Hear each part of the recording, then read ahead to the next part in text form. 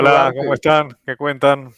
muy buenas tardes. El día de hoy, Marín, ¿ya empezaste?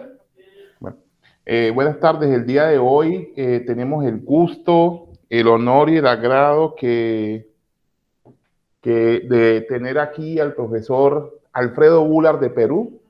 Para mí personalmente es un gran honor porque no solamente me une a él una admiración académica, un gran respeto profesional, sino ante todo una amistad que él, siendo un hombre tan importante y tan grande, me brindó, al punto de que, les confieso, es mi padrino de matrimonio, lo cual para mí fue una honra porque el día de mi matrimonio se fajó además un discurso de análisis económico que creo que difícilmente en otro matrimonio ustedes van a encontrar, donde la verdad, si por Alfredo fuera ese día, casi lloro porque cuando me habló del costo de oportunidad y me dijo, Alexis, cuando uno se casa, el costo de oportunidad es el número de mujeres que ya no puede tener. Yo casi lloro ese día, casi me arrepiento de casarme. Pero como les digo, Alfredo, la verdad para mí es un honor. Les hablo sobre un poco sobre el profesor Alfredo Bular. Él es abogado por la Universidad Católica del Perú, máster en Derecho de la Universidad de Yale en Estados Unidos, doctor honoris causa también por la Universidad Continental. Es un experto en áreas como el derecho de la competencia, que fue el análisis económico del derecho, que fueron las áreas por las cuales nos hicimos tan amigos, en regulación económica, protección al consumidor, propiedad intelectual, responsabilidad civil, en contratos, en comercio internacional, en arbitraje, temas de seguros. Además de eso, pues les cuento que el maestro Alfredo Bular es uno de los árbitros más solicitados del Perú. También es árbitro de la Cámara de Comercio Internacional, es árbitro del Centro Internacional de Resolución de Disputas, de arreglo de diferencias relativas a inversiones del CIADI, conocido como CIADI, que es un centro de arbitraje vinculado a la ONU, y de la Cámara de Comercio de Lima. ¿Qué les puedo decir? Como profesor, pues es profesor obviamente en América, en Europa, es uno de los grandes y de los más importantes abogados en temas de análisis económico del derecho, y para nosotros hoy, pues, Alfredo, es un honor. Te cuento, este es nuestro equipo de trabajo, esta es la firma Perea Vélez Camerano, y este es un curso que hemos diseñado principalmente para darle a nuestros abogados todo lo que tiene que ver con las técnicas de litigación en asuntos no penales, que es a lo que nosotros nos llevamos, nos dedicamos. Tenemos hoy como invitado especial al doctor Johnny Batalla, es uno de los abogados más reconocidos hoy en el país, es un experto en temas de una escuela que se conoce el razonamiento probatorio, y es en Colombia reconocido realmente como el maestro. Es un abogado penalista dedicado a un tema que yo no sé si alguna vez te contaba lo que es el efecto Starbucks, que él se dedicó al derecho penal, pero específicamente a un tema que se llama ilegalidad en los juegos de azar. Y es el único abogado en Colombia que se dedica a eso, entonces es nuestro referente. Alfredo, muchas gracias y te doy la palabra. Bueno, muchas gracias Alexis por la presentación y por el cariño. Efectivamente somos muy amigos con Alexis de hace ya, como dices, esos amigos que cuando tratas de acordarte cuando los conociste no puedes porque es como si los conocieras de toda la vida y efectivamente nos conocemos por lo menos en lo que yo siento de toda la vida. Y la verdad para mí es un honor y un placer estar con ustedes y compartir más que ideas, algunas reflexiones que nos ayuden a conversar. Si, siéntanse totalmente libres en interrumpirme, en discrepar, en contarme alguna anécdota que coincida, confirme o descarte lo que estoy diciendo. Lo que básicamente voy a hacer es un ejercicio simple, o voy a tratar de que sea lo más simple posible, de algunas herramientas que la psicología nos da para entender mejor cómo persuadir a un tribunal, a un juez, a un árbitro, a una autoridad. El trabajo del abogado, evidentemente, es conocer derecho, el trabajo del abogado, evidentemente, es conocer los hechos del caso, pero el trabajo de un abogado es convencer al juzgador de que su posición es la correcta, ¿no? Es persuadir. Y hay mucho de la psicología que nos puede ayudar en esa labor de persuasión, ¿no? Eh, y voy a pasarles un pequeño PowerPoint, no, no es tan pequeño, tiene varias láminas, voy a ver si puedo cubrir todo lo que pensaba cubrir. Déjenme simplemente buscar lo que tengo que compartir. No, a ver, denme un segundito.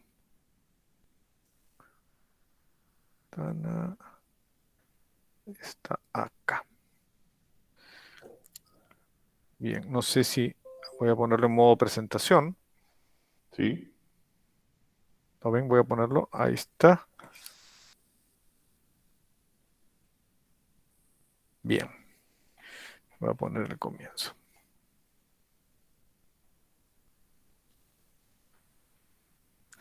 Pero creo que tengo un video, entonces quiero ver si se puede compartir con sonido.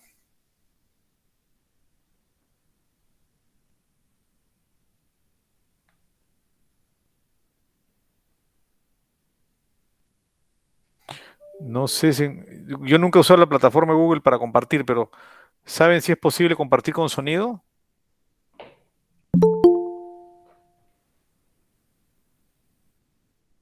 Ah, ahí está, compartir audio en la pestaña. Ya, ok, ahí lo vi.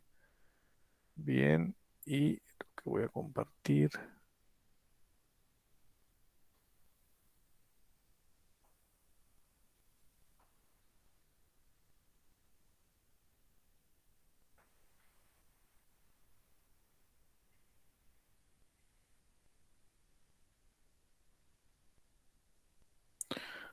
No, no. Voy a compartir sin sonido por último. Ahí tengo un video, pero puedo obviar esa parte.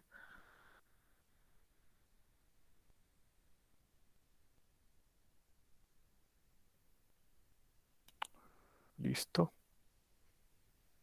Ahí estamos. Bien. Bueno, no sé si se ve bien ahí. Lo que vamos a tratar de entender es cómo toman decisiones los jueces y los árbitros, porque si uno quiere persuadir, tiene que entender el proceso de decisión. Usualmente solemos creer que los árbitros o los jueces actúan de una manera absolutamente racional. Actúan con razón, pero no actúan solo utilizando su razón, utilizan otros elementos para tomar decisiones. El cerebro humano es más así, tiene muchas cosas y muchas facetas y muchos mecanismos que determinan cómo decidimos las cosas. Algunos son lógicos y racionales, otros son más lúdicos, emocionales, instintivos, pero todos influyen de alguna manera en las decisiones que tomamos, ¿no? Si en este momento hubiera un temblor, un terremoto, ustedes se pararían y correrían sin haber razonado mucho sobre por qué están tomando esa decisión. Si ustedes ven una escena emocionante de una película, van a llorar guiados quizás no por la razón, sino por las emociones que eso les genera. Y todos son procesos químicos cerebrales, ¿no? Que se dan dentro del cerebro, porque el cerebro está dividido, y esto es una sobresimplificación, está dividido en dos hemisferios, el hemisferio izquierdo y el derecho.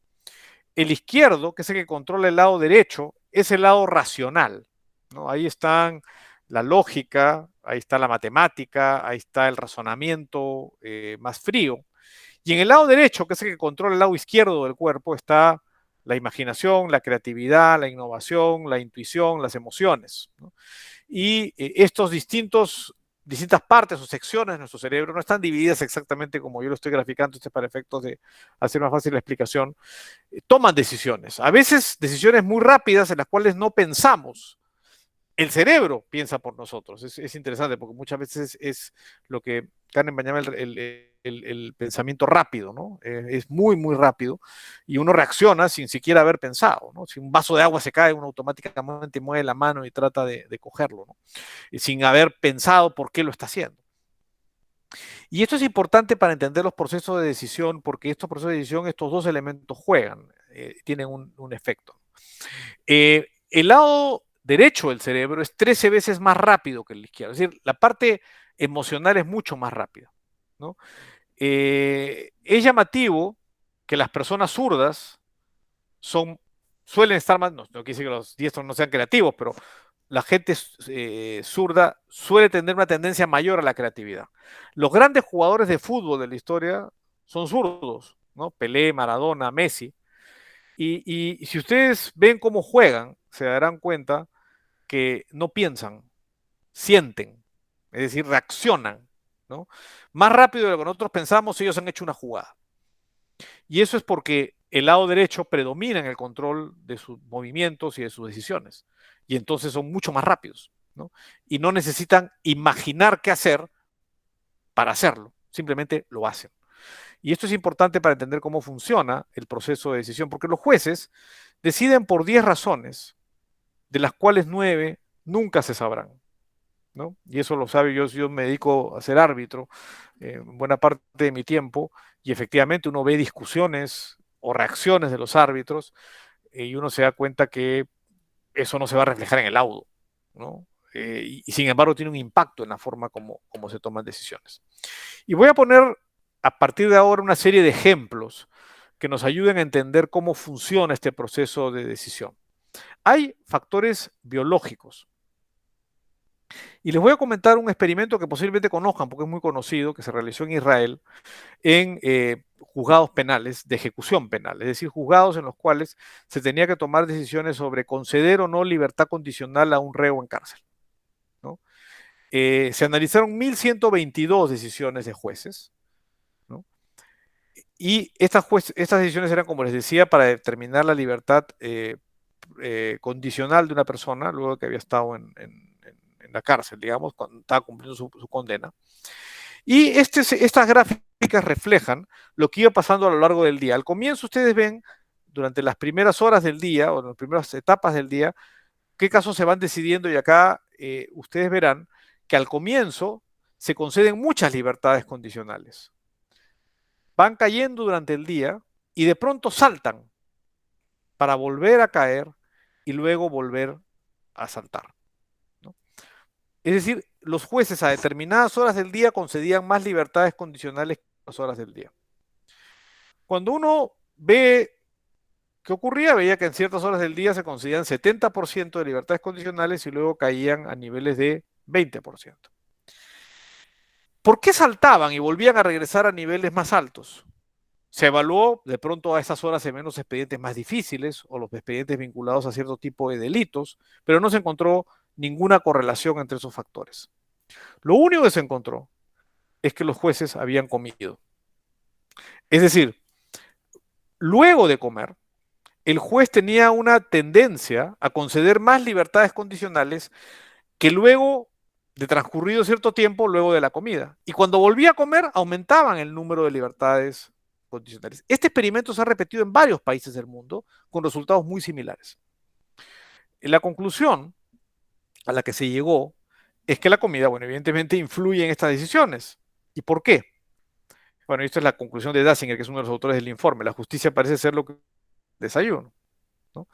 En realidad hay una explicación biológica relativamente simple. El cuerpo humano es producto de la evolución y como tal, la mente humana, el cerebro, que es parte de nuestro cuerpo, también. Y nuestro cerebro ha estado programado o está programado a través de la evolución para priorizar la supervivencia sobre otros elementos. En consecuencia, cuando el cerebro detecta disminución de los nutrientes en nuestra sangre, el cerebro automáticamente comienza a indicarnos, tienes que comer. Y comienza, como ocurre con nuestros celulares cuando están con batería baja, a desactivar ciertas funciones o a disminuir la intensidad de ciertas actividades, ¿no? Los celulares incluso nos desactivan algunos programas, bajan la luminosidad, es decir, comienzan a desactivar cosas que consumen mucha energía. Y una de las cosas que más energía consume es pensar. El cerebro consume el 30% de la energía del cuerpo humano. Entonces, lo que ocurre es que si yo tengo que armar un razonamiento para colocar en libertad a una persona que ha cometido un delito antes, posiblemente tenga que sustentarlo mucho mejor que simplemente decir que se quede. Y en consecuencia, los jueces tienden, cuando están mejor alimentados o están con mayores nutrientes en su sangre, a conceder más libertades condicionales. Por supuesto, los jueces ni siquiera se imaginan que es así. Ocurre simplemente. Esto les pasa a todos ustedes cuando no han comido mucho rato y comienzan a dejar de prestar atención. Y comienzan a preocuparse de otras cosas, como qué voy a comer, qué voy a hacer, etcétera. Porque el cuerpo, el cerebro, le ordena al cuerpo hacer cosas distintas. Y esto, como les decía, es parte del proceso evolutivo. Estos procesos de pensamiento rápido están generados a través de la evolución.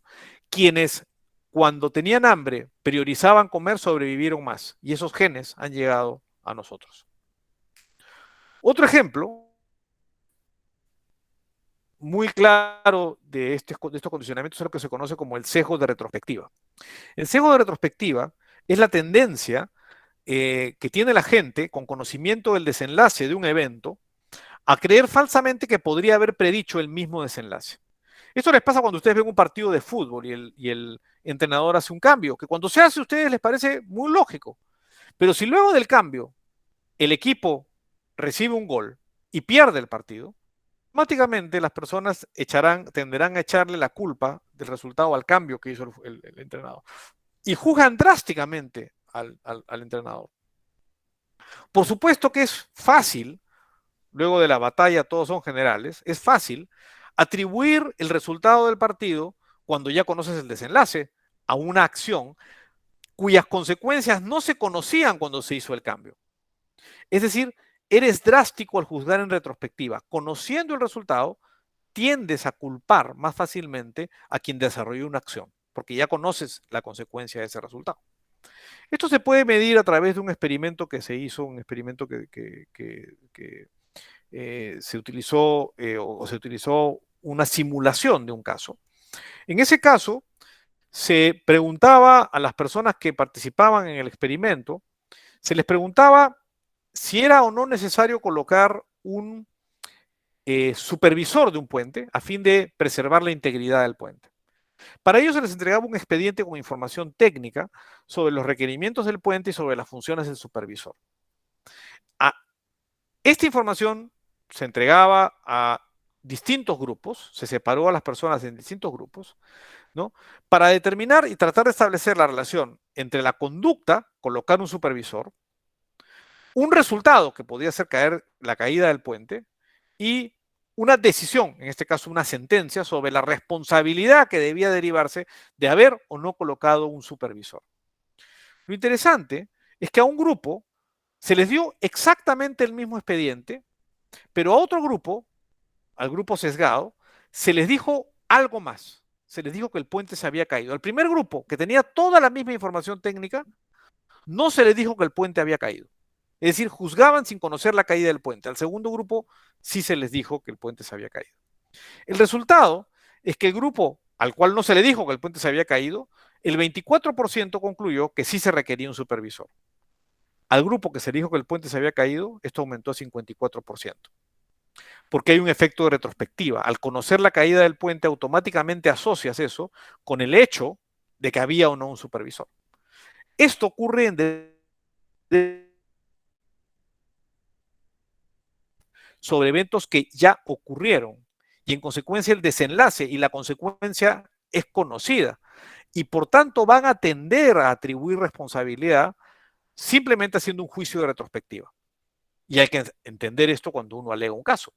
Uno tiene que explicarle al juez, desesgar al juez sobre el efecto de la retrospectiva. No por nada los códigos civiles hablan de que la culpa se mide según las circunstancias de tiempo y lugar y tomando en cuenta la conducta del individuo en el momento en que se desarrolla la conducta. Porque si yo lo juzgo de otra manera, conociendo el desenlace, el resultado va a ser distinto. Hay análisis de casos muy interesantes sobre evaluación de imágenes radiológicas para ver si los radiólogos descubrieron o no un cáncer. Y es interesante, cuando se le enseña la radiografía a personas que no saben que se desarrolló un cáncer, no lo ven. Y cuando las personas saben que ahí se desarrolló un cáncer al pulmón, curiosamente ven cualquier puntito y dicen, acá está el cáncer. Es decir, hay un sesgo en el juicio que puede llevar a un resultado distinto en el proceso, porque el control de riesgo es juzgado drásticamente en retrospectiva. Influencia de las emociones, otro factor importante. Los aspectos emocionales influyen mucho. Las emociones influyen y de manera relevante en nuestras decisiones. Ustedes ven esta foto. o peor aún ven esta foto, y automáticamente tienen una reacción emocional, asco, indignación, hasta rabia. ¿Qué fue lo que ocurrió? ¿Quién ha causado esto? Bueno, Brick y Goldman hicieron un experimento similar al anterior, al sesgo de retrospectiva, solamente que aplicado a el efecto o el impacto visual de las emociones, que pueden tener ciertas imágenes en las emociones.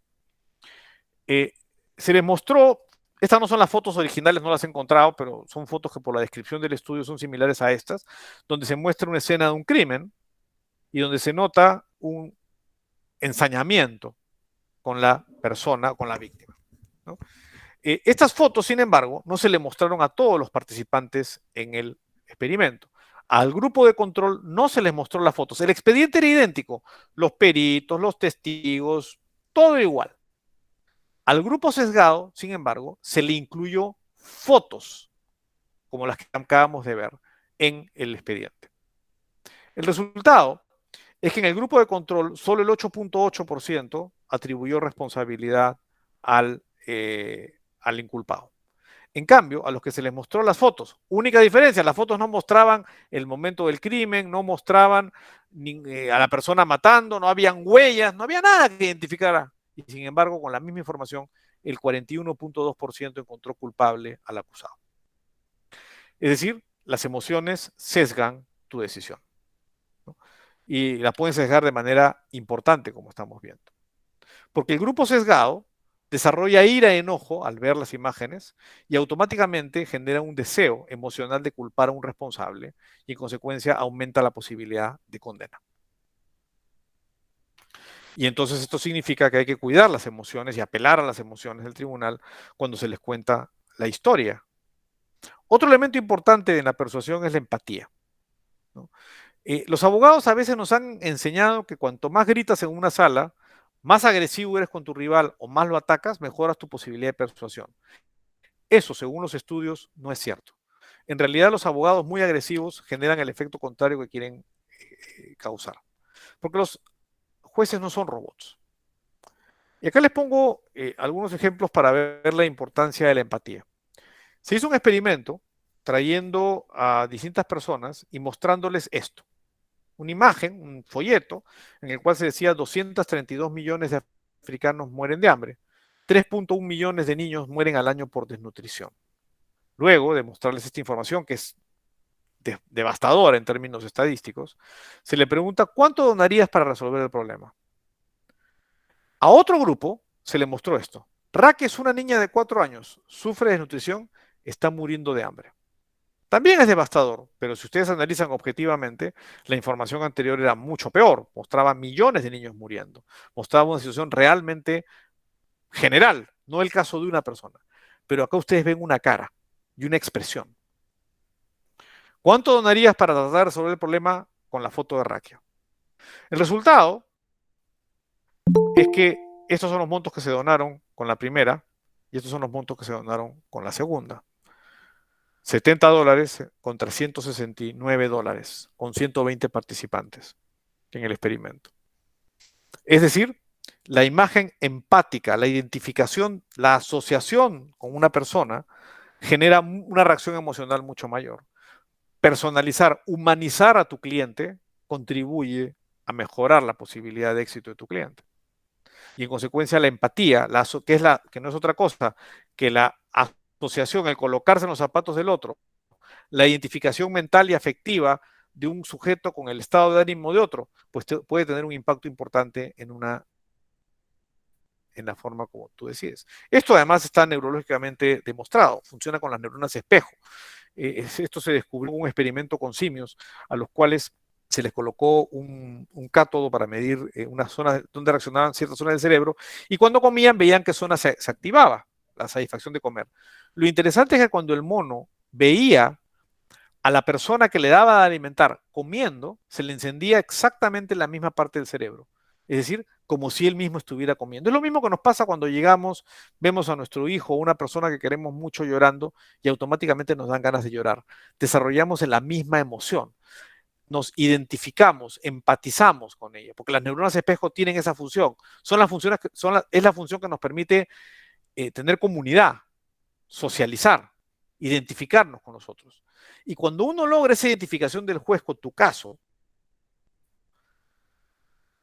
mejoras la posibilidad que el juez reaccione emocionalmente a favor de tu posición, ¿no? Esto lo voy a pasar. ¿Y cómo generar empatía? Contando una buena historia. Los abogados somos storytellers, contamos historias, y la forma como contamos la historia es muy importante para generar, primero, contar una historia. Muchos abogados creo que cometen el error de no contar la historia. No relatar hechos no es contar una historia. Es decir, el 4 de octubre pasó tal cosa, y el 5 de octubre pasó tal otra, y el 8 de noviembre o tal otra, no es contar una historia. La historia es el relato ensamblado de distintos hechos contados de una manera que reflejan un sentimiento. Hechos, pero rodeados de un sentimiento.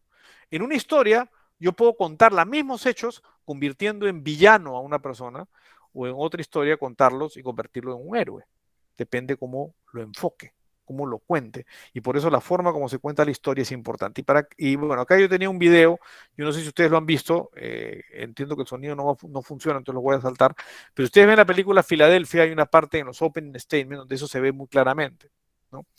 Lo que ocurre ahí es que los dos abogados cuentan una historia sobre supuestamente los mismos hechos, pero la forma como cuentan la historia apela a sentimientos diferentes. Y la forma de contar la historia y de hilar la historia es central para conseguir que esto, conseguir el efecto de persuasión. Miren, voy a hacer el intento, pero me avisan si se escucha o no se escucha. Pero, ¿lo escuchan o no? ¿Se escucha o no? No, no se está Sí, escuchando. estamos escuchando. Yo escucho perfectamente.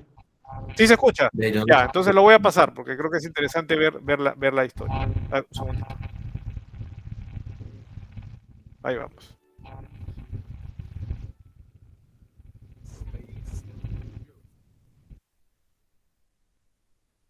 Everything you've seen on television and in the movie.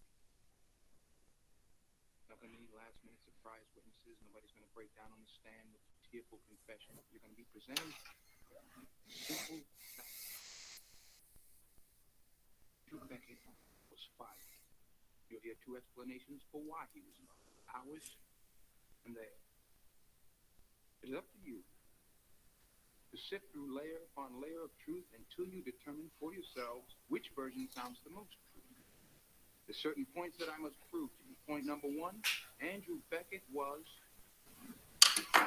is a brilliant lawyer, a great lawyer. Point number two, Andrew Beckett, afflicted with a debilitating disease, may be understandable and personal.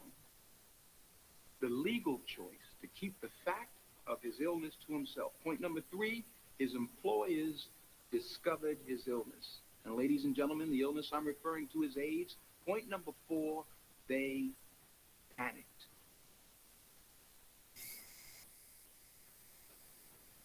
And in their panic, they did what most of us would like to do with AIDS, which is just get it and everybody who has it as far away from the rest of us as possible. Now, the behavior of Andrew Beckett's employers may seem reasonable to you. It does to me. After all, AIDS is a deadly, incurable disease. But no matter how you come to judge Charles Wheeler and his partners in ethical, moral, and in human terms, the fact of the matter is, when they fired Andrew Beckett because he had AIDS, they broke the law.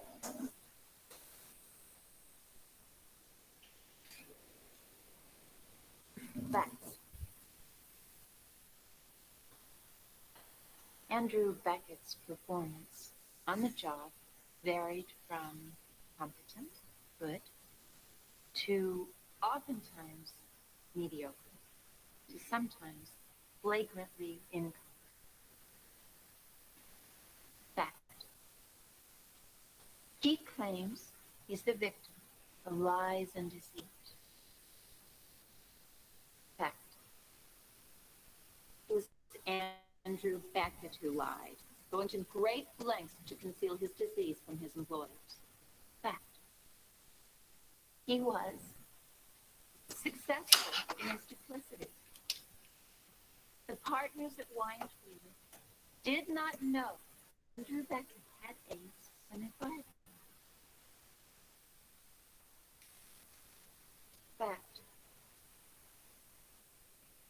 Andrew Beckett is dying.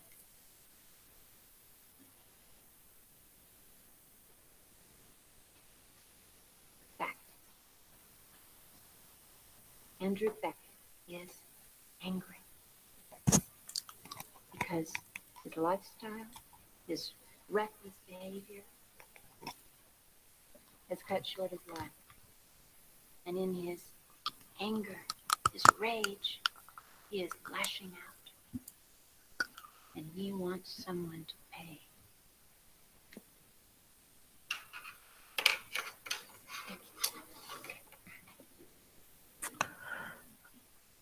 Bueno, como habrán visto, las dos historias son historias que, aunque basadas en los mismos hechos, hacen un relato distinto, ¿no? Y una interpretación distinta. Mencionan poco, algo mencionan de derecho, pero mencionan sobre todo los hechos. Usualmente las emociones se generan relatando hechos, no derecho. El derecho no es muy emocionante en general. Hay gente que se emociona con el derecho, pero digamos, cuando uno arma una historia y quiere persuadir, son los hechos los que persuaden. Son los hechos los que hacen los disparadores emocionales que contribuyen a que luego la razón confirme o descarte, pero se avanza consiguiendo una confirmación inicial de que uno siente que hay algo injusto en lo que ha pasado. Y eso es un poco lo que muestra estas dos escenas, donde los dos abogados, de manera muy hábil, muy corta, muy directa, relatan dos historias diferentes y generan efectos emocionales distintos. Y para eso uno utiliza eslogans. ¿Qué cosa es un eslogan? Cuando uno tiene un caso, debe sentarse un tiempo con su equipo a ver cuál es el eslogan de tu caso. Y el eslogan es la razón de sentido común, no necesariamente jurídica, sino de sentido común, por la que tu cliente debería ganar.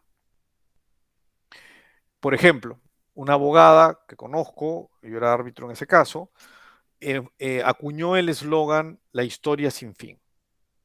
La historia sin fin relataba una serie de hechos donde una empresa que quería construir una obra se encontraba continuamente con demoras en la entrega de planos, observaciones a los planos, retrasos en los permisos para que el personal entrara, convirtiendo toda la obra en una historia sin fin.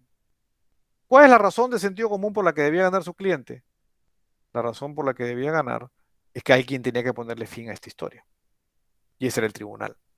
Y era la forma de acuñar. Evidentemente no gana solo con un eslogan, pero el eslogan te ayuda a focalizar cuál es tu punto de argumento. Otro ejemplo, en una ocasión teníamos que persuadir a un tribunal de que liquidara una empresa. A nadie le gusta liquidar una empresa. A nadie le gusta dejar gente en la calle, a nadie le gusta perder la inversión realizada, a nadie le gusta que los proveedores se queden impagos, ¿no? El eslogan que se usó es: más vale un final horrible que un horror sin fin.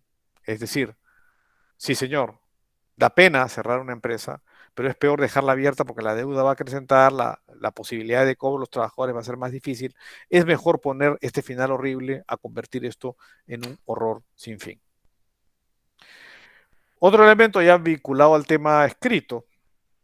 Yo les pregunto qué se ve mejor. Y posiblemente todos han reaccionado diciendo se ve mejor el lado izquierdo. ¿Por qué? Porque se ve más ligero, más aliviado, más fácil de leer. Escriban párrafos cortos. Eso no solo porque el párrafo corto contribuye a una lectura más ágil, sino porque además contribuye a una lectura más completa. Cuando las personas tienen que leer escritos largos de 500 páginas, como pasa a veces en los arbitrajes, uno comienza a leer en diagonal. ¿Cómo se lee en diagonal? Se comienza a leer la primera línea y si no se encuentra nada interesante se salta al párrafo siguiente. Si ustedes hacen párrafos largos, las primeras líneas son un porcentaje más reducido del texto. Y como consecuencia de eso, al ser un porcentaje más reducido del texto, hace que se lea menos. Si ustedes cortan los párrafos, y es bien simple, le dan un enter y parten el párrafo a la mitad, van a darse cuenta que uno termina leyendo más. Anclaje, este es otro sesgo, un sesgo que se presenta con frecuencia, que es difícil de explicar por qué ocurre, tiene que ver quizás con la simplificación del razonamiento. El cerebro trata de ahorrar energía siempre y en consecuencia a veces hace saltos lógicos para explicar ciertos fundamentos. El efecto anclaje es la confianza excesiva en un punto de referencia inicial que funciona como un ancla, que hace que no nos movamos de ahí, delimitando el rango de decisión. Si el ancla es 5, la decisión final será más baja que si el ancla es 100. Y aquí les voy a mostrar un experimento que yo he realizado en clase. O sea, yo he hecho este experimento mandándoles un cuestionario a las personas que participaban, pidiéndoles que lo resolvieran y viendo los resultados. Este es el caso que se les colocaba. Se decía, Pablo es un conductor de una empresa de transporte, Martín es un niño que va al colegio. Cuando intentaba cruzar la pista, Martín fue atropellado por el camión de Pablo. Él iba a exceso de velocidad. Como consecuencia del accidente, Martín ha quedado paralítico.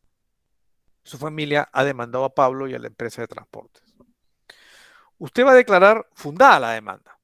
Ya no hay discusión de que hay responsabilidad. Y solo le queda pendiente determinar la indemnización. No solo va a compensar los daños generados, sino que además quiere desincentivar el tipo de conductas. Va a aplicar una suerte de penalidad o de daños punitivos. Eso está claro. Asuma que la ley le permite fijar libremente el monto de la indemnización, que es la compensación más esta penalidad. Pero acá se separó al grupo en 3 grupos, a su vez, en 3 subgrupos. El primero, grupo de control, no se le otorgó ninguna información adicional a lo que ustedes leen. Lo que ustedes han visto es lo que se les presentó. Al segundo grupo, se le indicó que en el pasado los jueces habían otorgado daños por $750,000 por indemnización para casos similares. Y al tercer grupo se le puso un ancla absurda. Se le dijo que el camión que causó el accidente estaba valorizado en $8,000. Evidentemente, el valor del camión no tiene nada que hacer con el daño. Nada. Y sin embargo, se colocó esa información y vamos a ver las consecuencias. El público que hizo el experimento eran abogados. Abogados de arbitraje, relativamente sofisticados. Miren el resultado. Sin el ancla, la indemnización fue de $1,290,000 promedio. Con el ancla de los jueces fijan indemnizaciones anteriores de cerca de 750,000, la indemnización fue de 1,000,000. Con el ancla absurda, la indemnización cayó a $187,000. Como ustedes se darán cuenta, el grupo que castigó más a Pablo y premió más a Martín fue el que tenía determinación sin anclas. El ancla bajó en la indemnización cuando se le hizo referencia a la jurisprudencia. Y eso puede ser un criterio que guarda relación con la indemnización que voy a dar, lo que otros han dicho. Pero el tercer ancla no tiene ninguna relación con el daño y sin embargo tuvo un efecto devastador en el monto de la indemnización.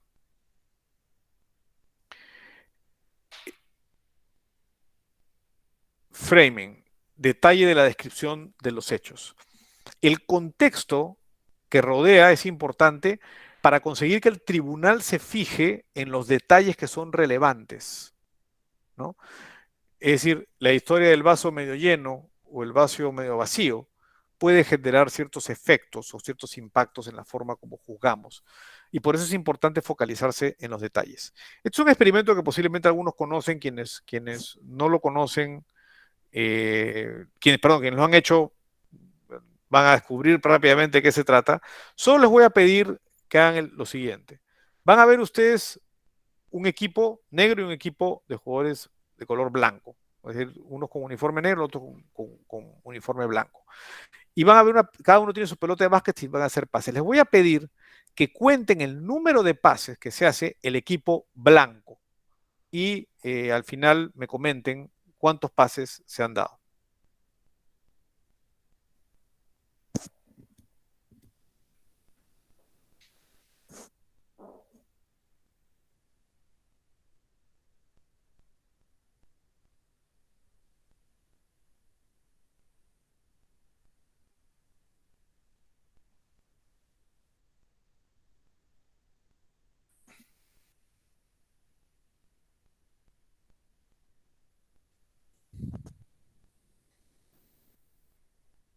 Bien. ¿Cuántos pases eran? A ver.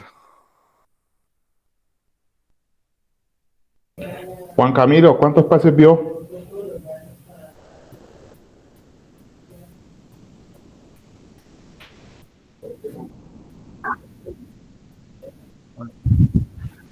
Janina, Creo que 15. 15. Paola,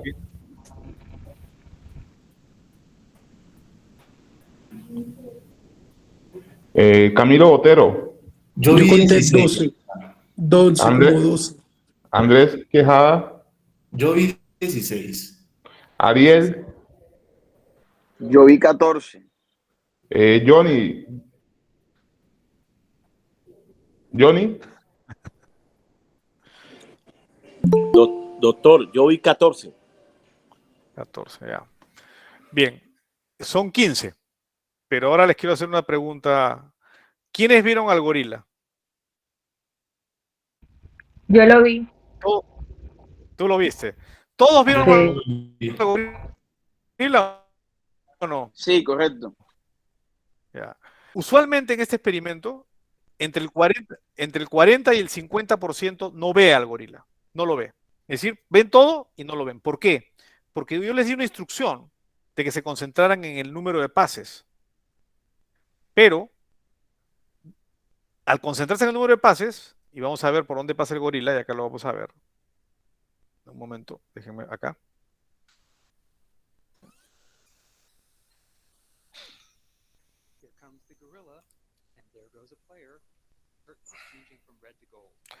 Bien.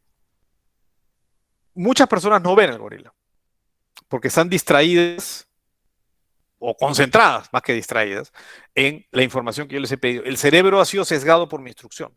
En consecuencia, es más difícil que vean al gorila. Pero les puedo asegurar que ninguno se dio cuenta, o muy pocos se dieron cuenta que un integrante del equipo negro se fue.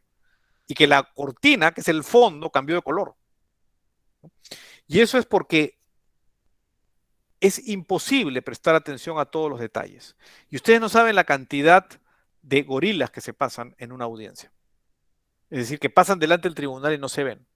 Yo recuerdo una vez que hicimos un PowerPoint muy impactante donde se veía unas fallas en unas turbinas y los chicos habían armado, los chicos que trabajaban conmigo, cómo las turbinas comenzaban a funcionar mal con un movimiento. Y de pronto, en ese momento que yo estaba explicando un tema central del caso, noto que uno de los árbitros se voltea donde el otro y le dice, mira qué bonito el PowerPoint. Y pierde la atención y el foco en lo más importante. Afortunadamente yo me di cuenta y dije, señores árbitros, voy a repetir lo que he dicho. Y lo repetí. Pero la distracción creada con la mejor buena fe generó una falta de foco. He sacado del framing, o no he centrado bien el framing, y he generado una distracción en el tribunal. Y entonces es importante resaltar y pensar muy bien los puntos claves, que en ese momento el tribunal esté totalmente concentrado y advierta ese punto. Casi como decir, y aquí viene el gorila, ¿no? Y eso es lo que hay que tratar de marcar. Y hay que prestar por eso atención a los detalles y ser muy claros en cómo focalizo lo que se va a hacer. Destrezas técnicas. Acá me voy a concentrar en un punto central. El contacto visual. El ver a los ojos del tribunal. De la información que un tribunal recibe, solo el 7% es el texto de lo que dices. El 30% son expresiones verbales, es decir, la entonación, la inflexión de voz, el volumen. El 70% es lenguaje corporal. Es la parte principal del mensaje. Estamos condicionados a ver eso. Y esto se demuestra con un estudio que hizo Steven Beebe, ¿no? Donde hizo 3 presentaciones frente al público con el mismo expositor. En el primero, sin embargo, el expositor no hacía contacto visual, miraba al vacío. Tenía una postura muy formal, muy tiesa, ¿no? No se movía, y un tono constante, hablaba de manera monocorde. Luego, en otro grupo, lo único que cambió fue el contacto visual. Siguió con postura formal, tiesa y tono constante. Y en el tercer grupo, colocó contacto visual, postura casual, se movía en el escenario con más naturalidad y usaba inflexiones vocales, no era monocorde. La puntuación de la calidad del discurso pasó de 5.31 a 11.31 cuando simplemente cambió el contacto visual. Los otros elementos, postura e inflexión, contribuyeron, pero poco, 2 puntos adicionales en la calificación. ¿Eso qué significa? Que el contacto visual es central. El mirar al tribunal genera confianza y genera empatía. Y eso contribuye a mejorar sustancialmente la expresión de lo que uno dice. Memoria. Este es un video, no es el video original del experimento original, pero es muy similar, donde se muestran 2 automóviles impactando. Entonces, se muestra este video a un grupo de personas, ¿no? Para luego hacerles una pregunta.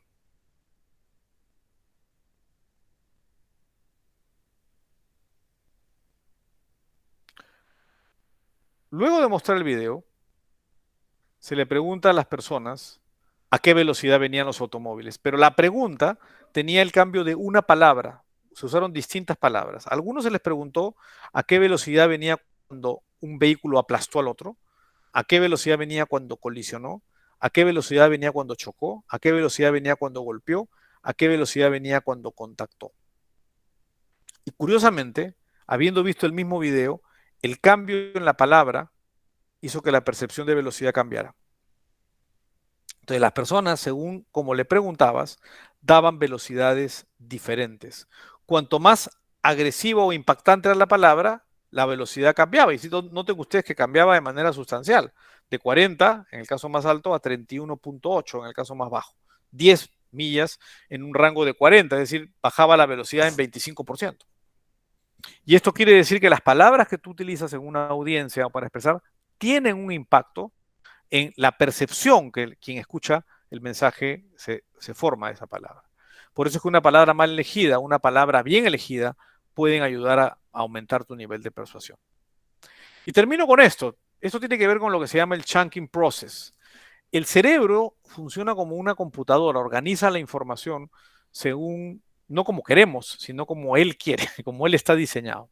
Igual como nos pasa que cuando tratamos de cargar una información en un formato que no es el que el programa permite, la computadora lo rechaza, lo mismo pasa cuando tratas de incluir información en el cerebro. El cerebro, por alguna razón que no conocemos, suele organizar los hechos en grupos de 3, ¿no? Y esto puede mejorar mi capacidad de persuasión y de recordación, lo que digo, si organizo mi discurso en procesos de 3. Eso es lo que llamamos el chunking process. Y recuerden estas frases célebres, la mayoría están formadas por 3 componentes. Vine, vi y vencí. El gobierno del pueblo, por el pueblo y para el pueblo. Este es interesante. Les prometo, esta famosa frase de Churchill, les prometo sangre, sudor, esfuerzo y lágrimas. Son 4. ¿Alguno de ustedes recuerda la frase con 4? No. Solo recuerdan sangre, sudor y lágrimas. Nos hemos volado una de las palabras de Churchill y le hemos convertido en una regla de 3, ¿no? El ABC, la Santísima Trinidad. Cuando un niño se porta mal y ustedes le dicen, pórtate bien a la 1, a las 2 y a las 3. No decimos ni a la 1, ni a las 2, ni a la 1, a las 2, a las 3 y a las 4. Decimos a la 1, a las 2 y a las 3, ¿no? Y claro, miren, la otra parte no ha probado cuál fue la causa del incendio. ¿Qué cosa le suena más contundente? Eso, la otra parte, no ha alegado, no ha presentado y ni siquiera ha ofrecido pruebas sobre la causa del incendio. A veces uno tiene 5 argumentos. Bueno, si los pueden agrupar, esto no quiere decir que siempre tienen que hacerlo así. No siempre a veces no se puede porque hay 4 argumentos importantes. Pero si pueden agrupar los 5 argumentos en 3, va a sonar más persuasivo. Y enumeran primero, segundo, tercero. Y eso genera un impacto de mayor recordación. Y esto facilita el trabajo del cerebro de los jueces si uno utiliza la regla de 3. Esto es lo que quería compartir con ustedes, ¿no?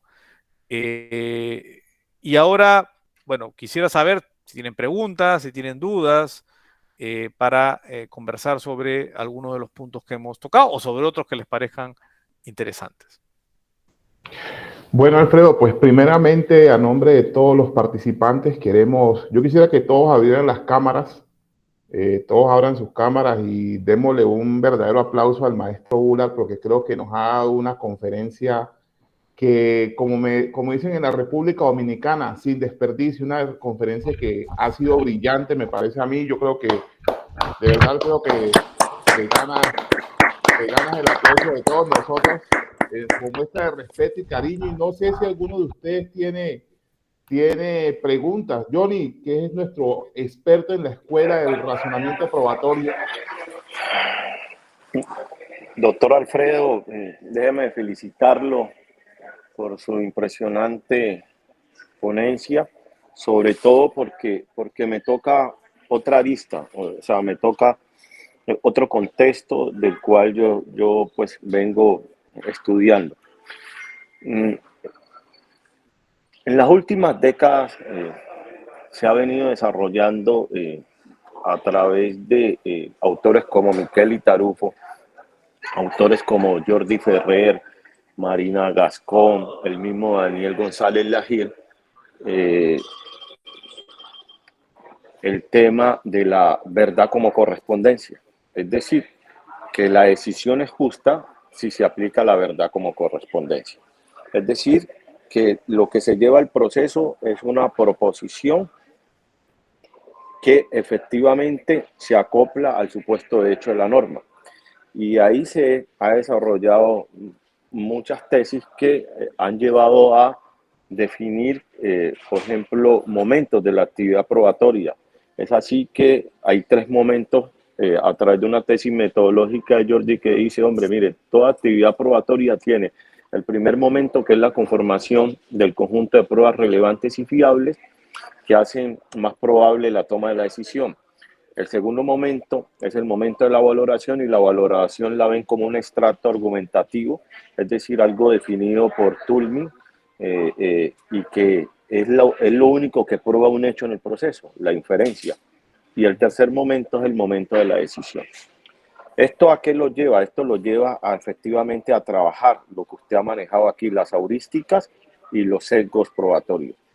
Y hay trabajos aquí, por ejemplo, en Colombia, de un gran autor como Andrés Páez, que coge también los insumos de la psicología cognitiva de Daniel Kahneman y Amos Tversky, que son los que han desarrollado todo el tema de la heurística y los sesgos a través de ese gran estudio que hicieron, que ganó el Premio Nobel de Economía, y que ahora últimamente ha sacado otro, que es el ruido, ¿cierto? Pero entonces, ¿cómo lo utilizamos nosotros? Si nosotros decimos que lo que tiene que haber en el proceso, una verdad como correspondencia, es decir, que lo que se aprueba en el proceso es a la pregunta ¿qué significa que un hecho o que una proposición de los hechos esté probado? Entonces decimos, hombre, mire, para nuestra concesión es que haya una corroboración entre las pruebas y esa proposición que se prueba en el proceso. Es decir, en nada influye la mente del juzgador. Esa es la tesis de la concesión racionalista, muy distinta a la tesis, por ejemplo, de la concesión persuasiva, que él más o menos la planteaba por usted. Hombre, no, ¿qué significa que un hecho o que una proposición en el proceso esté probada? Hombre, es que el juez se convenza, es que las pruebas convenzan al juez, es que las pruebas sean ese vehículo que convenzan al juez, y entonces, por lo tanto, los insumos que usted nos ha traído aquí, o sea, son demasiadamente relevantes para ese convencimiento. O sea, tengo que tener yo estos insumos para poder ser un buen litigante en el tema de arbitraje, o un buen litigante en cualquier proceso ordinario. Pero entonces, ¿qué opino yo? Hombre, si usted aquí nos plantea, por ejemplo, esas heurísticas, por ejemplo, heurística de ajuste y anclaje, la heurística de exposición que da el sesgo de retrospección, el de ajuste y anclaje da el sesgo de confirmación.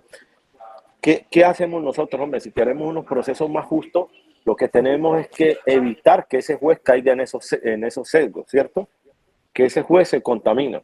Entonces, ¿qué proponemos? Por ejemplo, aquí en Colombia, el juez que admite las pruebas y que practica en materia penal es el que decide. Pues necesariamente es un diseño que antes va a contaminar al juez.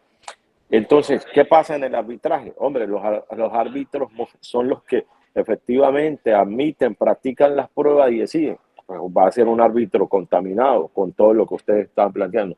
Entonces, mi pregunta es, ¿usted está de acuerdo que que sea en el proceso arbitral o sea cualquier proceso, debe ser un juez que admita las pruebas, ¿cierto? Que haga ese análisis de decir, sea la concesión que sea, o sea persuasiva o sea racional, es decir, si las pruebas me van a convencer, pero tiene que ser otro distinto. Si las pruebas me van a convencer, yo como juez digo, uy, esta prueba sí me podría convencer, venga, la admito, pero que sea otro el que las valore y tome la decisión, porque eso le daría imparcialidad a la decisión. Si todo el trabajo que hemos escuchado aquí, toda esa brillante ponencia, o sea, nos deja en un mar de incertidumbre en cuanto a que la mayoría de las situaciones en el proceso generan alto grado de errores, no es mejor entregar diseños que mermen o meguen esas interferencias cognitivas que nos llevan a decisiones erróneas, y sobre todo máxime si estamos en una concesión donde las pruebas son las que me van a convencer? Esa era más o menos mi pregunta, doctor Alfredo. Qué pena si no, de pronto no pude matizar bien la idea. No, está muy clara y además son varias preguntas en una y además creo que van al core de la discusión sobre qué significa saber todo esto en términos de un diseño procesal, en términos de un entrenamiento de jueces, en términos de un entrenamiento de abogados, ¿no? Y en términos de las bondades o maldades que conocer o no conocer estos aspectos conducen en un proceso. Lo primero es, quizás voy a decir algo que suena, digamos, no sé si contradictorio o desafiante a una premisa usualmente aceptada. Y es que una de las cosas que uno descubre cuando ve estos estudios es que la verdad es relativa. Es decir, que cada persona puede tener una verdad distinta y que el concepto de verdad no es fácil de encontrar. Las personas ven, uno ve, y lo he visto en más de una ocasión, tres personas que han visto el mismo hecho y según lo que ven, ¿no? Y según dónde están parados y según la afinidad con las partes, ven de manera convencida, totalmente seguros, un hecho absolutamente diferente o con un matiz totalmente distinto, ¿no? Porque la percepción es imperfecta. Si estamos hablando acá de la psicología del juez, no les quiero hablar de la psicología de los testigos, que tengo también otro, donde cómo los testigos pueden ser influenciados. Es decir, es más, hay experimentos que muestran que en el proceso de interrogatorio o de preparación de un testigo se le pueden sembrar falsas memorias, de que él recuerde, además recuerde con verosimilitud, le ponen la prueba del detector de mentiras si dice que eso pasó, que nunca vio, cosas que se sabe que no vio, y sin embargo él cree que las ha visto. Entonces, claro, el concepto de verdad es relativo. Suena una contradicción porque usualmente dicen la verdad tiene que ser absoluta, lo que es y lo que no es. Bueno, es que lo que nosotros conocemos no es la verdad real, son percepciones, casi como la caverna de Platón, ¿no? Estamos viendo el reflejo de algo según como nuestro sentido, nuestra percepción, nuestro cerebro lo procesa. Entonces es un primer punto de partida y yo creo que eso es muy importante cuando uno estudia estas cosas, que de alguna manera te hace conocer las limitaciones que tiene el conocimiento y lo que consideramos conocimiento. Lo segundo es que esto nos coloca, y creo que lo ha planteado muy bien usted cuando dice, oiga, pero tenemos que desesgar al juez, ¿no? Y tenemos que aislar al juez. Y efectivamente hay un libro que yo les recomiendo leer de Adam Smith, el que escribió La riqueza de las naciones, pero el libro que a mí me parece más interesante de él se llama La teoría de los sentimientos morales. Y en la teoría de los sentimientos morales, él precisamente analiza esta relación entre la razón y las emociones. Y dice cosas que sin tener los conocimientos que los psicólogos tienen hoy día son ciertas, y se sabe hoy día que son ciertas. Lo primero que dice es que las emociones son lo primero que se te viene a la cabeza, son más rápidas que la razón. Impactan y se graban en tu memoria. Lo segundo es que hay algo que él llama el espectador imparcial, que es la razón, que en nuestro proceso cognitivo revisa la información y siendo consciente que la está revisando, llega a una conclusión. Y puede corregir la emoción. Entonces, ¿eso qué implica? Que tenemos que ser conscientes que las emociones nos pueden estar jugando una mala pasada. Pero ahí hay un elemento adicional que quiero incorporar al problema y es, ¿son las emociones o estos elementos absolutamente descartables? ¿Debemos descartarlos o no? ¿O son parte del concepto de justicia? Hay también algunos experimentos, ahora no los puse por razones de tiempo, que muestran que el ser humano, que la justicia, más bien dicho, es un elemento más emocional que racional. No podemos racionalizar bien la justicia. La verdad, tenemos miles de definiciones de justicia y no sabemos bien qué cosa es la justicia. Pero todos sabemos cuando vemos una situación injusta que nos causa ira. Y usualmente la justicia está asociada a la ira. Y entonces, la ira es una guía que nos dice qué es lo que puede estar pasando. Los jueces que son más proactivos en hacer soluciones justas suelen ser jueces emotivos, que se impactan mucho con lo que ven, ¿no? Y eso lo vemos cuando uno está haciendo cola y alguien se cuela. ¿Qué sentimos? Ira. Cuando uno ve que una persona le pega a otro, un adulto le pega a un niño, ¿qué sientes? Ira. ¿no? Y automáticamente te sale una sensación y el cuerpo se prepara, te aumenta el latido cardíaco porque tu cuerpo aumenta la irrigación porque te prepara para pelear o para correr o para empujar, para ser más agresivo. Es decir, hay procesos de este tipo que tienen que ver con proactividad y con reacción a la justicia. Y de hecho, esto se discute mucho con la inteligencia artificial. Algunos dicen, no, los jueces van a ser reemplazados con ventaja porque la inteligencia artificial va a sacar todos estos sesgos. Y otros dicen, no, cuidado, que esos sesgos pueden ser parte de un proceso justo. O sea, pueden ayudar a enfocar hacia lo justo. Y entonces, al contrario, ahora plantean que la inteligencia artificial debería encontrar algoritmos emocionales que dupliquen lo que la emoción genera en el ser humano para decidir. Entonces, no es un problema sencillo, como no es nada que tenga que ver con el cerebro humano, que es algo que comprendemos muy poco, pero efectivamente plantea todos estos retos. Uno de los puntos, por ejemplo, que son interesantes, hay una gran discusión, que ustedes conocerán muy bien, sobre por qué debe haber o no una doble instancia, ¿no? Bueno, una de las razones es la que explicaba hace un momento. El juez conoce el caso, la Corte de Apelaciones conoce el expediente, y entonces se desesga porque ve la evidencia de más lejos, ¿no? Y entonces es como el espectador imparcial, ¿no? El que hablaba Adam Smith, ¿no? Que ya lejos del caso, sin ver a las partes, sin escuchar a los testigos, sin ver la cara y los gestos, mira el expediente, lee la declaración y llega a su conclusión. Y corrige o no corrige lo que puede haber ocurrido. Disculpen por la respuesta tan larga, pero la pregunta planteaba varias aristas muy, muy interesantes. Alfredo, pues una de las partes más importantes de lo que escuché en toda la conferencia y pues muy bueno escucharlo sobre todo de ti, que eres un árbitro, realmente un juez privado. Yo siempre he dicho que las pocas personas que realmente nacieron con vocación de jueces, pero que son litigantes brillantes, Alfredo, realmente, pero hay un detalle que dijiste que me pareció muy importante, es que hay que sesgar al juez. ¿Cómo hacer eso? ¿Cómo hacer ese ejercicio?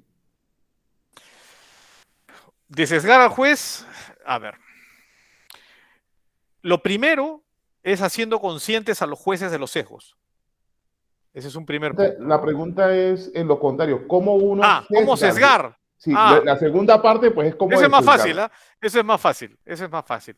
Hay muchas formas de sesgar un juez. Algunas son legítimas, ¿eh? Otras son más discutibles, ¿no? La práctica de los abogados de demandar cifras exorbitantes para anclar, que los psicólogos han confirmado que tiene un efecto, ¿no? Es una forma de sesgar un juez. El juez se va a impactar por la cifra y si bien quizás no te dé la cifra total, va a tender a moverse hacia un punto más alto, ¿no? Hay muchas formas, como les digo, los abogados intuitivamente lo hacen, ¿no? La frase, a veces le cuentes, la imagen. Lo que no aprovechamos mucho los abogados recién estamos aprendiendo con los PowerPoints a hacer visuales. El impacto de la imagen es muy grande, es muy fuerte para grabar en la memoria ciertas cosas y para impactar. Ya lo muestran las fotos que mostraba hace un momento, pero incluso se sabe que el juez tiende a ver un documento como más auténtico cuando ve la firma. A pesar que nadie discuta que lo firmó la persona. Entonces, yo siempre en los PowerPoints coloco el documento y siempre en el escaneo que aparezca la firma. Yo no transcribo. Yo escaneo y pongo la firma para que el juez... Esto está firmado. Parece mentira, pero tiene un efecto en términos de impactar mucho más en la credibilidad del documento. Entonces, hay muchas formas de hacerlo. Lo otro, aunque no era tu pregunta, creo que también es interesante, es cómo desesgas al juez, porque también tú quieres combatir los sesgos que el juez... El primero que se puede sesgar es uno mismo, ¿no? El juez tiene que ser consciente. O sea, yo cuando he estudiado todas estas cosas, digo, no, acá me están sesgando, pues, ¿no? O sea, me están mostrando esta foto porque quieren mostrarme tal cosa, ¿no? Y cuesta desesgarse, ¿no? Claro, tengo un caso de contaminación que me ha pasado y me muestran los pájaros muertos, llenos de petróleo, porque eso tiene un impacto emocional, ¿no? Y uno tiene que ser consciente, no, pues yo tengo que juzgar los hechos, o sea, eso es una foto, tengo que ver el hecho conjunto. Yo tuve un caso de una radiografía cáncer, y bueno, no como árbitro, lo tuve como abogado. Y la otra parte lo explotó mucho ese hecho, explotó muchos aspectos emocionales, ¿no? y es parte de cómo el juego funciona. Muchos abogados critican, cuando yo hablo de esto me dicen, no, pero usted está enseñándole a la gente a hacer triquiñuelas. O sea, yo no creo que sea así. Yo creo que es una responsabilidad del abogado ser consciente que estas cosas existen. Y es responsabilidad de los jueces saber que existen. Y es responsabilidad, y hay como en todo, ¿no? Hay muchas formas de cejar un juez, ¿no? El otro día me contaban una anécdota de un abogado peruano muy conocido que era famoso por sus latinazgos, ¿no? Y un día le preguntaron, pero ¿de dónde has sacado ese latinazgo? Y dice, no, yo los invento, dice. Los invento. Porque a los jueces les impacta que hables en latín, ¿no? Como que eso eso es una triquiñuela, ¿no? Es una mentira, ¿verdad? Es inventar algo, un principio que no existe, pero en el fondo están pensando en un sesgo. O sea, el juez le dice, bueno, si esto viene de los romanos, algún sentido tendrá, ¿no? Y entonces uno... lo que hay que ser conscientes es que el juego de sesgos existe y que los jueces se pueden sesgar. Y hay que ser muy conscientes de eso, porque parte de mi labor y mi responsabilidad como abogado es defender a mi cliente y de alguna manera conocer que hay todas estas herramientas que pueden usarse para persuadir o para persuadir en el bueno o en el mal sentido al jugador.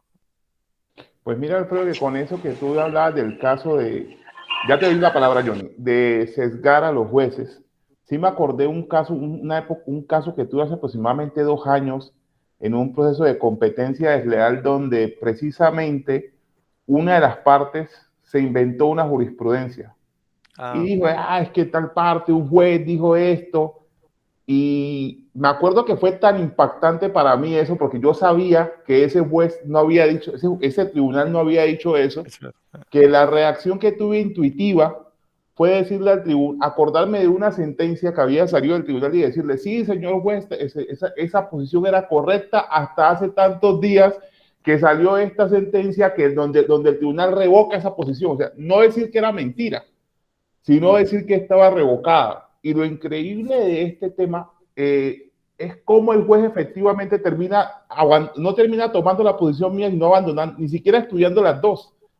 Pero sí hubo algo que fue una historia, pues, de cuando yo estaba haciendo consultorio jurídico, cuando estaba haciendo mis prácticas. Hay una época en que uno lo mandan a llevar casos penales y te mandan a los juzgados de los casos más pequeños, lesiones personales. Y me acuerdo que un juez, un cliente, pues la persona que me mandaron a representar, había consumido drogas y después de consumir drogas había tomado un machete, es decir, no sé si en Perú existe la palabra machete, ¿cierto? Sí, claro, sí, bueno, sí. Cuchillo, eso es bueno, exacto. Y con ese machete, esa persona había lesionado a toda la familia. Eso fue un desastre. Y me llegó ese caso a mí, yo estaba en 10º semestre, me acuerdo, 5º año. Y resulta que me dijeron que tocaba pues defenderlo y yo como defiendo a este culpable. Y lo único que se me ocurrió a mí fue que leí un artículo sobre la esfera volitiva, la esfera afectiva, pero yo no me acordaba quién era el autor. Entonces yo en medio de la audiencia, cuando ya me dije, no, es que según el autor polaco de apellido Koll, esto y este es así. Lo increíble del caso fue que yo hasta hoy digo, me da una total pena, es que el juez creyó tanto que efectivamente ese autor existía que cuando condenó igual al cliente mío, pero cuando fue a dosificar la pena, dijo que efectivamente la afectación de esa esfera volitiva debía tenerse en cuenta y le dio una pena realmente baja. O sea, ¿cómo ese nombre en un idioma extranjero que ni siquiera existe, efectivamente generó ese anclaje en el juez, que el juez llegó a creer que lo que se decía era cierto sin siquiera consultar una fuente? Entonces, me llama la atención ese tema de los sesgos. Johnny. Doctor Alexis, gracias. Doctor Alfredo, este tema es demasiadamente interesante y ¿qué quisiera yo plantear? Para mí los sesgos, creo que el funcionario no se podría deshacer de ellos. O sea, tendría que ser un superhumano, ¿no? O sea, creo que según los estudios realizados, cuando ya aparece el sesgo, el funcionario quedaría contaminado. Ese sería, pues, el primer escenario que pienso yo, ¿no? No sé el doctor Alfredo qué posición tenga. Y lo otro es que muchas veces no se ha estudiado ni siquiera el sesgo del punto ciego de los propios funcionarios que deciden. Es decir, el funcionario piensa que el que está sesgado son los otros y no él, que eso también causa un grave problema al momento de la toma de decisión. Y lo tercero es, no sé qué piensa el doctor Alfredo, en el sentido de que es que el problema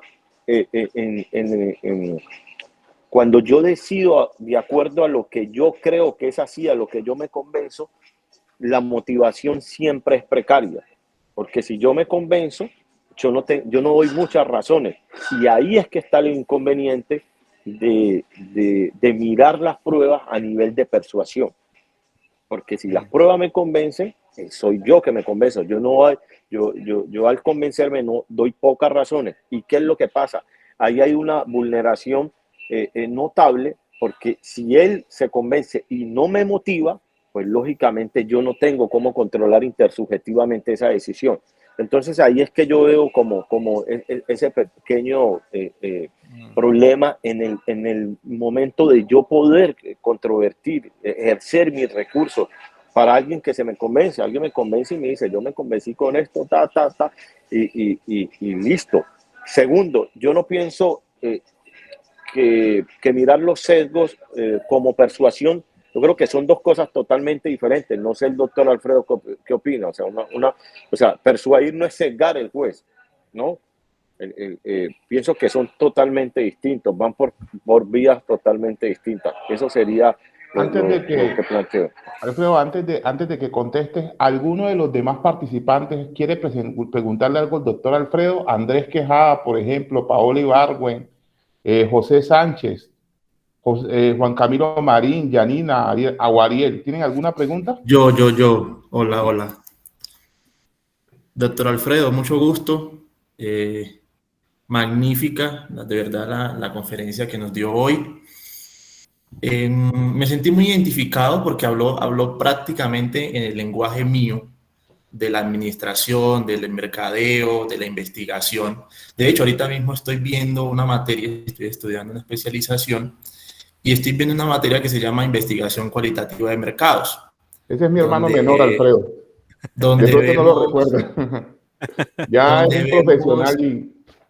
Está bien, lo van creciendo. Donde vemos precisamente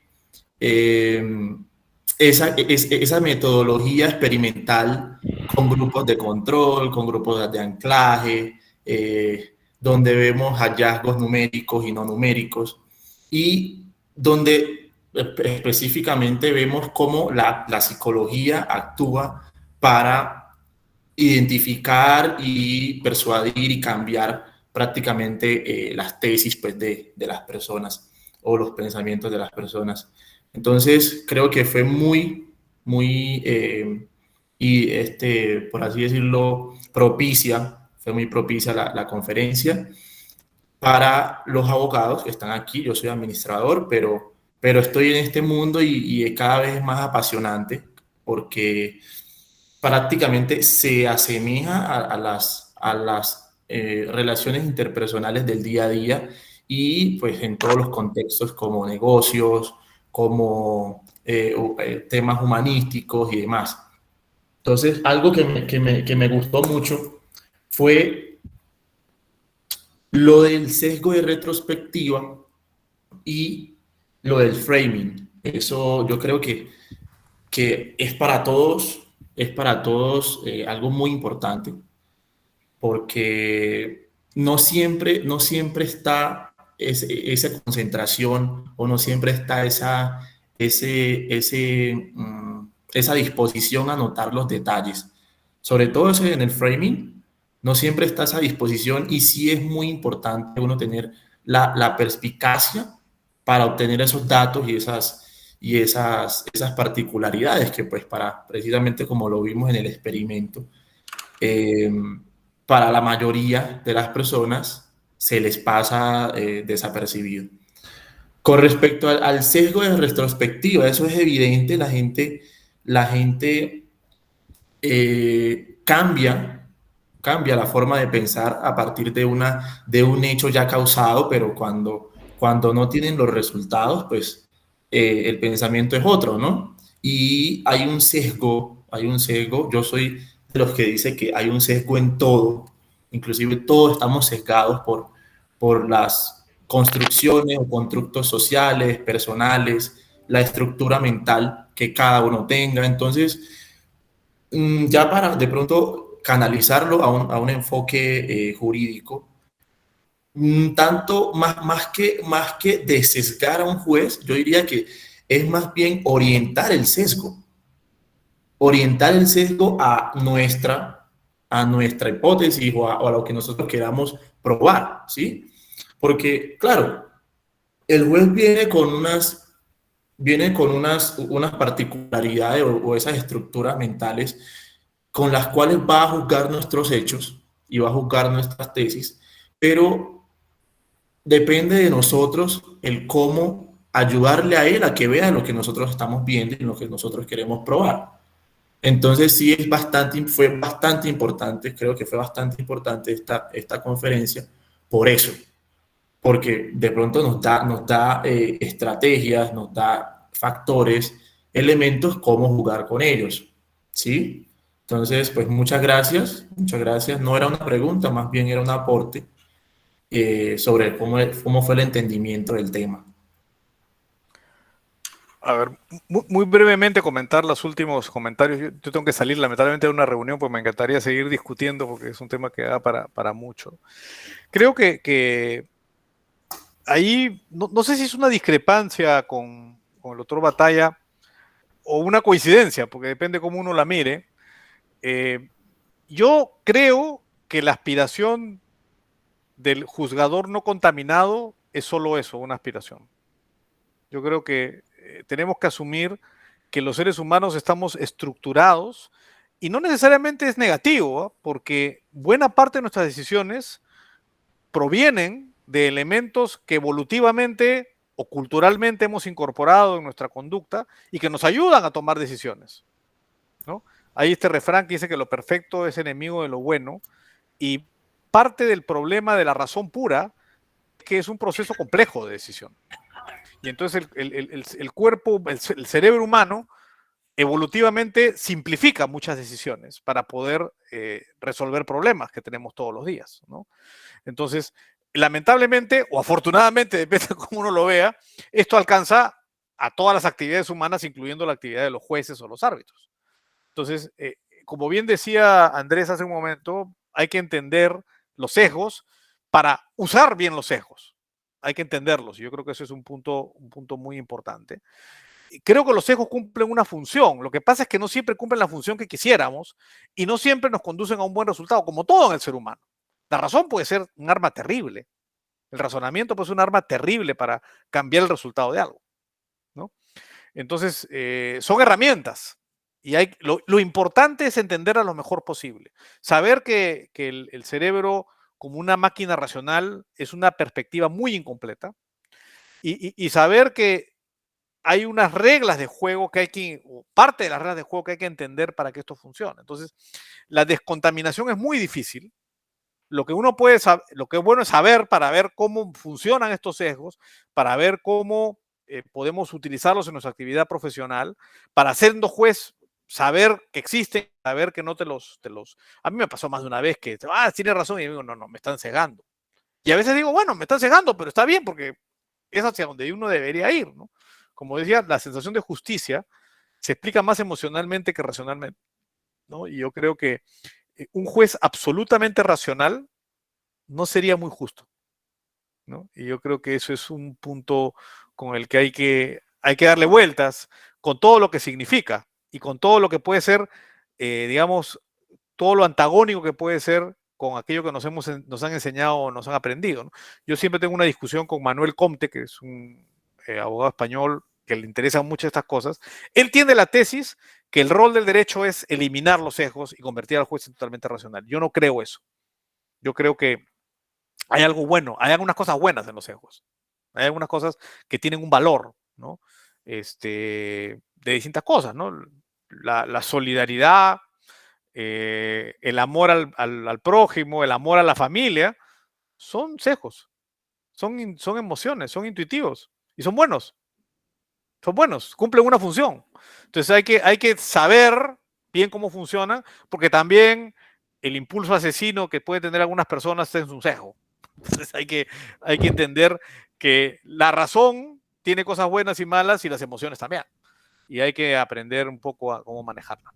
Bueno, y les agradezco muchísimo su tiempo. Alfredo, de verdad que para nosotros es un orgullo haberte tenido aquí. Gracias, porque sabemos que eres una persona que mantiene muy ocupada y que nos haya sacado casi hora y media para enseñarnos, porque aquí te puedo decir que para nosotros, a pesar de que estemos familiarizados, casi todo lo que nos enseñaste es nuevo.